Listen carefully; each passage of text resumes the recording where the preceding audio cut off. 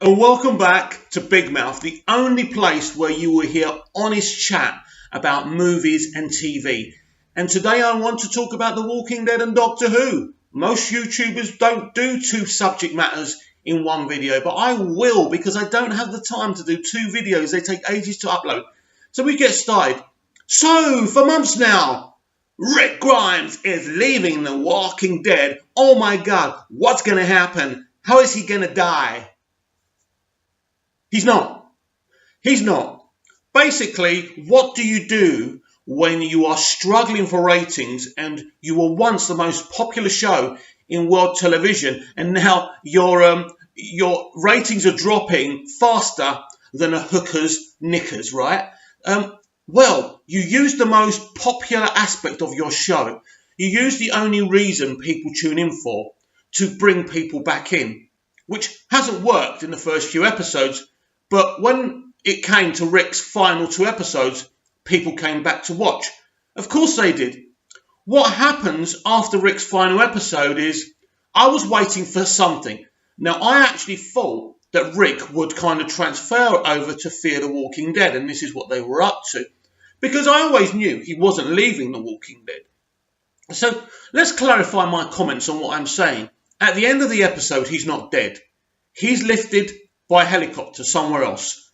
After it, AMC announced they're making a trilogy of TV movies starring Andy Lincoln as Rick Grimes. How exciting is that? That's really exciting. But hang on a minute, even though I'm excited, I'm absolutely disgusted as well. They brought us back in to watch The Walking Dead because The Walking Dead is absolute pants now. And even Rick's final episode was absolute shit. I know. Let's have Rick sit there with a guy who wanted to kill him so he could carry on buffing his wife, right? Let them sit there as mates chatting and saying to him, if you want to survive this, you've got to be more like me. Yeah, let's be more like you, mate. Let's be more like you. And I forgot his bloody name now. Great actor, by the way. Plays the Punisher. But you're a murderer. You're a sadistic, evil sack of shit who shagged your mate's wife as soon as his back was turned. In fact, while he was in a coma or he was dead or whatever, right? You didn't even check he was dead or alive. You just assumed he was dead, right? And basically, you wanted to raise his son as your own, and you got his wife pregnant as well. Yeah, let's be more like you, mate. Nah, shall I tell you what? Let's not be more like you. Listen. Yeah, listen, don't get me wrong, the Herschel scene was beautiful, and seeing the actor who played Herschel died, and I love the actor, and I love the Herschel character, it was good to see him again. But this wasn't a good final episode, because guess what? It wasn't a final episode. They lied to us just to get us to watch. Yes, we're not going to see Rick Grimes anytime soon in the actual Walking Dead show. So what are they doing? Why is this happening? You have to look at what's going on here. I think Danny Gurira, right? That's how you pronounce her name. And a couple of other actors have already signed multiple franchise deals. What that means is they've signed deals to be in anything that has anything to do with The Walking Dead. So, I have a theory. I think they're going to cancel The Walking Dead and they're going to go to these movies. Because why are they doing these movies? I mean, I could be wrong, and they could just be adding these movies to add interest to the series as well. But I think that would be a mistake. You're going to make made-for-TV movies. You're not taking them away from AMC. You're not taking them away from the audience. So you may as well cancel The Walking Dead, which nobody's watching anymore. But could The Walking Dead survive after Rick? Of course it can. This is how you do it. It's quite simple, really. You take Jeffrey Dean Morgan, one of the best actors we have in our industry today, a really nice man as well, really talented man, and make him the new Rick. You you evolve the character. Yes, he's been a villain. He's been a bad person. Evolve him. Strip those layers off. He's in that cell right now. Lauren Cohen's character was about to kill him, and decided not to, even though he brutally murdered her husband, but never mind about that. she obviously decided, I think from her point of view, it was like Maggie's point of view, it was, you know what? You look like you're suffering, mate. If I kill you, your suffering won't be prolonged. So I kind of understand that. But the only way to save this show is to make Negan the new Rick. He can still be Negan, he can still have the personality and the humour and all of that, and the arrogance. But he should be leading them. You need that alpha male. Because, and I know I'm going to get killed for this, alpha male leading group Rick Grimes has really worked. Daryl isn't an alpha. Daryl barely speaks, you know. Daryl's a great character and everything, but he barely says anything. And when he does, he mumbles and you barely understand what he's saying. So it's a bit difficult. So I think if you have Negan leading Team Rick and being the new Rick, but still being faithful to what this character is, with the Whisperers turning up as well, this show could get its, you know, big popularity again. If it doesn't do that, this show is going to carry on going out with a whimper, because I guarantee you, next Monday the ratings will go back down because nobody cares. Yes, AMC, you've unleashed this big bomb that in fact Rick Grimes isn't dead and he's going to be in a trilogy of films made for TV. That's great, but he's still not going to be in this show. So why should I be interested? What should I be interested because the Whisperers are going to be in it? Are the Whisperers Rick Grimes? No. Do I get to see Andy every episode? No. Andy is an amazing guy, an amazing actor. He made that show better, and he had a lot of involvement behind the scenes as well. Every person you ask about Andy Lincoln, Andy's brilliant, Andy's a good man, Andy's a talented actor. Yeah, because he was trained in the UK theatrically, and that's why he's very special, because in the UK, we're trained in a different way. We're trained theatrically. In America, mostly, they cast male and female models. It's very, very different. So when you see a man, I mean, I would love to see Andy Lincoln be the new Bruce Wayne / Batman. I think that would be amazing. I think the guy's brilliant. But for me, Walking Dead is something that used to excite me a great deal. Let me tell you my issues with The Walking Dead, moving away from Rick not being involved anymore. This is a zombie apocalypse. This now has zero to do with, guess what? A zombie apocalypse.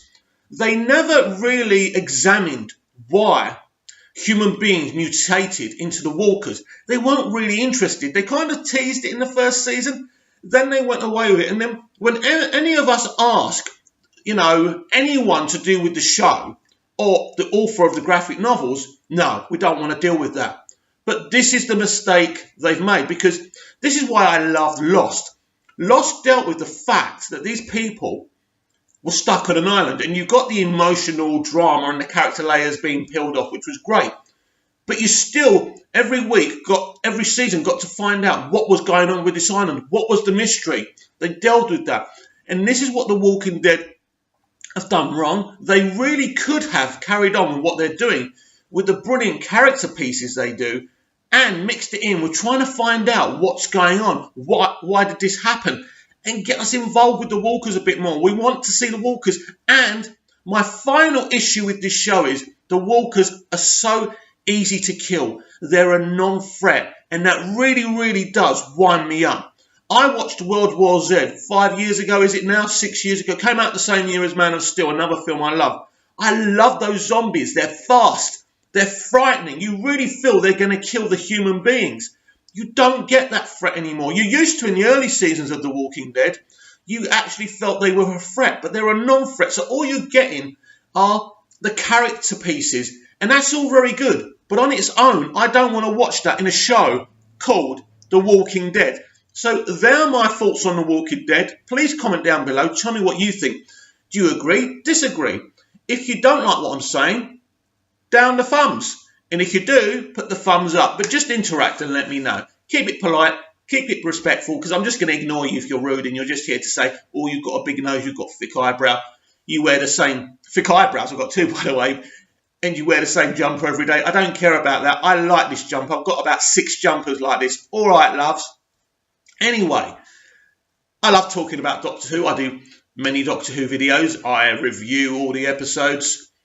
I want you to think about this. Chris Chibnall can't think of a Christmas episode to write this year. And for that very reason, Chris Chibnall has decided to move the seasonal episode, to New Year's Day, because he can't think of a Christmas episode. Think about that. In fact, do you believe that? Do you believe that Chris Chibnall can't think of something to do for Christmas? No, he doesn't want to do it. He's changing things for the sake of it. I've told you on my review video, the BBC are not making this show either for Classic Who fans, not that they've ever really made it for Classic Who fans, or fans of the new era. So if you're a fan of the new era, like I am, mostly, I mean, there are issues, of course, but how can you be enjoying what you're getting now? It's vanilla. It's boring. It's empty. Everything about this show is empty. Even a show like an episode like Rosa, you think about it, it was good in places, but it was only good in the places that Chris Chibnall didn't write. I can imagine her scribbling out everything he wrote when he wasn't looking. He's proven that he is not good enough to be running Doctor Who. And before you start throwing Broadchurch at me, I said to you yesterday, he wrote one good season, then he started doing commentary about men. As soon as I watched the first season, the opening episode, I said, I bet the guy's a killer. He will never say that there's such thing as a female paedophile, right? Or a female criminal or anything like that. So I knew when they were trying to... Is it Pauline Quirk who was in it? Brilliant actress, Birds of a Feather. They were trying to hint it was her. I knew it wasn't her. It was quite obvious it wasn't her, because that's not how male feminist SJW Chris Chibnall works. And this is what's ruining his era so far of Doctor Who, is because SJWs are clouded and they let their talent get clouded and dimmed by their SJW views. They're so obsessed with their politics, they forget that television and film and storytelling should be there for the audience watching it, the consumer, not for them. And unfortunately, the people making Doctor Who now, especially Chris Chibnall, he's making Doctor Who for himself, to pass his messages forward. And this is why we've got quite a vanilla season of Doctor Who. Now, we've got about, 6.4 million or whatever it was. It's gone down again. Not by much, but it's gone down.